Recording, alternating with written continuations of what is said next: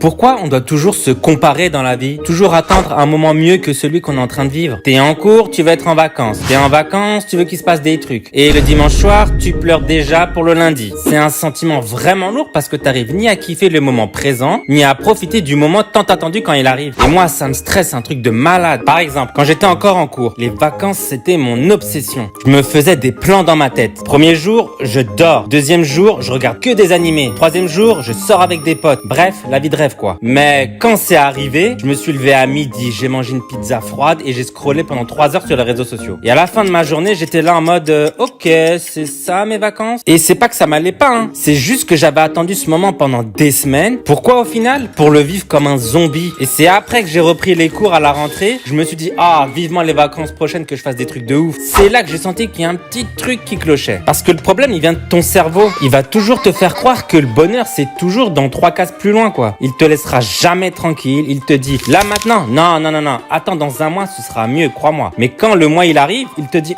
attends encore, juste après ça t'inquiète tu verras ce sera top. Et t'as même pas le temps de te poser que t'es déjà en train d'imaginer une vie parallèle qui serait mieux que celle que t'as déjà. C'est comme si tu matais les 15 trailers d'un film sans jamais vraiment regarder le film en lui-même. Et les réseaux ils te rajoutent une pression de dingue parce que pendant que toi t'es juste là à marcher pour digérer ton grec, t'allumes TikTok et tu vois un mec qui est à Dubaï avec 3 boîtes internationales. Et toi tu te dis je serais pas un peu en retard moi? Donc moi personnellement j'oscille entre les regrets de pas profiter de mes vacances et les regrets de rien faire exactement pendant ces vacances.